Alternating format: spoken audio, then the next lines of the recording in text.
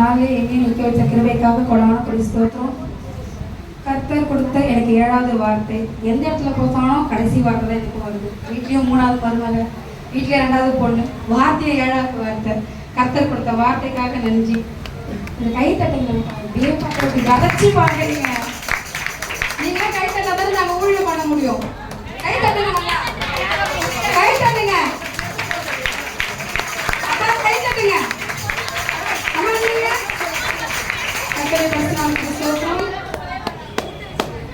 கர்த்தர் கொடுத்த வார்த்தை, எனக்கு கொடுக்கப்பட்ட வார்த்தை லூக்கா 23:46.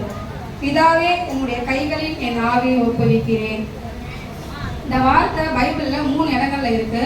ஆனா விசேஷமா பேசப்பட்ட இடம் பாத்தீங்கன்னா லூக்கா 23:46 தான். என்னென்ன இடத்துல இருக்குன்னா மத்தேயு 27:50 இருக்கு, மார்க் 15:37 இருக்கு, யோவான் 19:30 கொடுக்கப்பட்டிருக்கார் இந்த வார்த்தை. ஆனா இவ்வளவு விளக்கமா கொடுக்கல. சத்தமா ஆண்டவருடைய குரல் எழுப்பி என் ஆவியும் கரங்களில் ஒப்புவிக்கிறேன், என் ஆவியை ஒப்புவிக்கிறேன்னு தான் சொல்லியிருக்காங்க. ஆனா விளக்கமா கொடுத்தது பாத்தீங்கன்னா லூக்கா 23:46. ஏன் ஆண்டவர் அந்த வார்த்தையை சொன்னார்? அந்த வார்த்தையை சொல்றதுக்கான காரணம் என்ன? யாராவது சொல்றீங்களா? உங்களதான்ப்பா கேட்கிறேன். சபையாரே, என் சிஸ்டர், அம்மா, அப்பா, அண்ணன், தம்பி, சொல்லுங்க. ஏன் அந்த வார்த்தையை ஆண்டவர் சொல்றதுக்கான காரணம் என்ன? கால் மேல கால் போடுறதுக்கு டேனி சொல்லுங்க, சொல்லுங்க. அந்த வார்த்தையை ஆண்டவர் சொல்றதுக்கான காரணம் என்ன? பிதா சொன்ன எல்லாருடைய கடமைகளையும் அவர் செய்து முடித்தார்.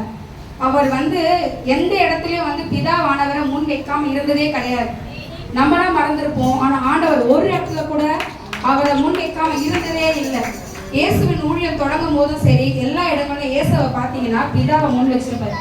இந்த வார்த்தையில கூட பார்த்தீங்கன்னா முதல் வார்த்தையில பிதாவானவர் இருப்பாரு, 7வது வார்த்தையில முடிக்கும் போதும் பிதாவானவர் இருப்பாரு. ஆண்டவர் பிதாவை முன்னாடி வச்சது காரணம் என்னன்னா, ஏன்னா அவர் தான் அவரை அழைப்பித்தார். இந்த உலகத்துல அவர் தான் அவரை ஜெபித்தார். இந்த கட்டளைகளை செய்து முடிக்க அவர் தான் கொண்டு வந்தார். அதனால கொண்டு வந்தார். அவர் ஒரு நாளும் அவர் மறக்கல.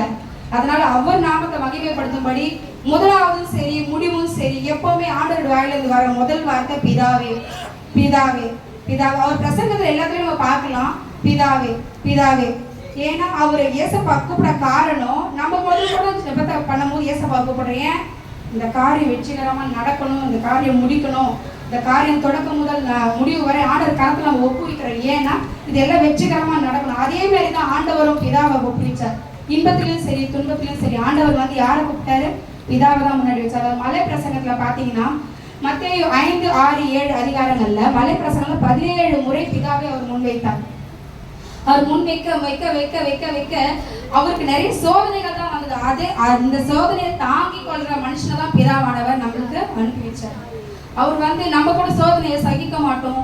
எப்படின்னா ஒரு சின்ன கஷ்டம் வந்தா கூட உதாசனப்படுத்தி பேசுவோம். ஏன் ஏசப்பா என்ன கைவிட்டீங்க, ஏன் ஏசப்பா என்ன கைவிட்டீங்கன்னு கேட்போம். ஆனா ஆண்டவர் ஒரு நாள் பிதாவை ஒரு வார்த்தை, இந்த வார்த்தை சிலுவையில ஏன் என்னை கைவிட்டிருக்கிற அடுத்த நிமிஷமே சொன்ன வார்த்தை என்னன்னு பாருங்க, மன்னியுங்கள், ரட்சிப்பு. இந்த 7 பூவையும் நம்மளுக்கு கொடுத்த ஆண்டவர் ஒரு நிமிஷம் பிதாவை ஏன் என்னை கைவிட்டிருக்க அடுத்த நிமிஷமே என்ன சொல்றாரு?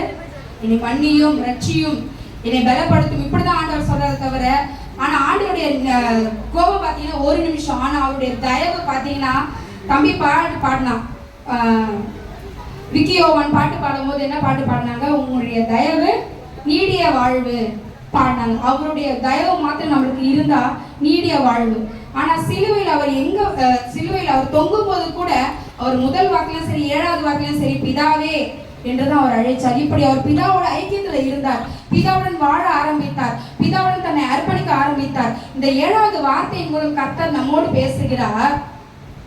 இந்த சிலுவை பாடுகள் மத்தியிலும் இயேசு நம்முடன் பிதாவுடன் ஐக்கியத்தில் இருந்தால் என்கிறார். ஒரு சின்ன கஷ்டம் வந்தா கூட நம்ம ஏசப்பாவை மறுதளிச்சிடறோம். ஏன் ஏசப்பா என்ன கைவிட்டீங்கன்னு கேட்கிறோம். ஆனா அவர் சிலுவையில் தொங்கினார்.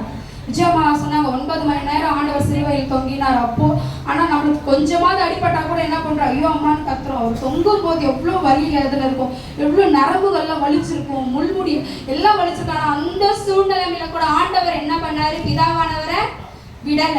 அந்த வேதனையில கூட ஆண்டவர் யாருக்காக நின்னாரு?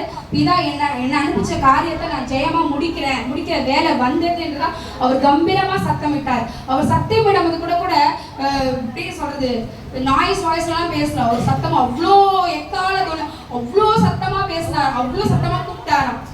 அவ்வளோ சத்தமா கூப்பிட்டு, என் கைகளில் என் ஆவியை ஒப்புவிக்கிறேன், உன் கைகளில் என் ஆவியை ஒப்புவிக்கிறேன். ஆண்டவர் இந்த வார்த்தையை சொல்லும் போது, இந்த வார்த்தையை சொல்லிதான் ஜீவனை விட்டுருக்கிறாங்க. ஆனா இந்த மரணத்தின் கூட ஆண்டவர் என்ன பண்ணிருக்காரு? அவர் கொடுக்கப்பட்ட ஊழியத்துல அவர் உண்மையா நின்று இருக்கிறாரு. ஆனா நம்ம ஒரு சில காரியங்களை பின்வாங்கி போயிட்டு திருப்பி ஆண்டவர் ஏதாவது செஞ்சா, நல்லது செஞ்சா நம்ம திருப்பி வரும். நம்ம உபத்திரத்துல அவர் கூட நின்னோமா, ஆண்டவர் நம்மளோடு கூட நிற்பார். கை தட்டுங்கப்பா, கற்றுக் கொடுக்குற வார்த்தைக்காக கை தட்டுங்க. இப்ப எலெக்ஷன் வருது, எவ்வளவு கை தட்டுவீங்க? அதுக்காக கை தட்டுவோம்ல, இதுக்காக கை தட்டுங்க. ஆண்டவருடைய வார்த்தைக்காக கை தட்டுங்க. ஆண்டவர் இப்படியா 7வது வார்த்தை வந்து நம்ம பரிதவிக்கிறோம்னு சொல்றோம். அந்த வார்த்தை ஆண்டவர் சிலுவையில் தொங்கினாரு, நம்மளுக்கு பரிதவிச்சாரு. அவர் வெற்றியின் ஒளி. அவர் கொடுத்த சத்தம் வந்து வெற்றியின் ஒளி. வெற்றியின் ஒளினா எனக்கு என் அப்பா கொடுத்த எல்லா காரியத்திலையும் நான் ஒழுங்கா செஞ்சு முடிச்சுட்டேன் அப்படின்னு அவர் சொல்லி தலையை சாய்க்கிறார். அவ்வளோ சத்தமா கூப்பிட்டுட்டு வெற்றியின் ஒளி. எல்லாரும் பரிதவிக்கிறாங்க, ஆண்டவர் சிலுவையில் தொங்குறார், ஆண்டவர் சிலுவையில் தொங்குறார். அவர் எல்லா காரியங்களும் பிதாவிடத்தில் கொடுத்துட்டு தான் அவருடைய ஜீவனை ஆண்டவர் பிதாவிடத்தில் ஒப்பு கொடுத்துட்டு தான் அவர் தலையை சாய்க்கிறார். அவர் கொடுத்த ஒவ்வொரு காரியத்திலும் ஆண்டவராகிய இயேசு கிறிஸ்து பிதாவை முன்வைத்தார். முதல் வார்த்தையிலும் ஆண்டவராகிய இயேசு கிறிஸ்து பிதாவை முன்வைத்தார். கடைசி வார்த்தையில் உயிர் போகும்போது கூட இப்படி யார் நம்ம ஊழியத்துல கூட ஒரு சில பேருக்கு இந்த பாக்கியம் கிடைக்காது. எசப்பா, நான் இந்த ஊழியத்தை செஞ்சு முடிச்சுட்டேன், இந்த காரியத்தை செஞ்சு முடிச்சுட்டேன், நான் வெற்றிகரமா உங்களுடைய பாதையில நான் வெற்றி பெற்றுட்டேன்னு சொல்லிட்டு நம்ம ஒவ்வொருத்தரும் ஊழியத்துல நம்ம இருக்க முடியும். ஆனா ஆண்டவர் வந்து நான் சொன்னதை நீங்க கொடுத்துறீங்க பிதாவே, நீங்க கொடுத்த வேலையை நான் கரெக்டா செஞ்சு முடிச்சுட்டேன்னு சொல்லி பிதாவான கைகள்ல ஆண்டவர் ஆவியை ஒப்புவிக்கிறார். இப்படி ஒப்புவிச்ச பிறகுதான் அவருடைய ஜீவனே போகுது.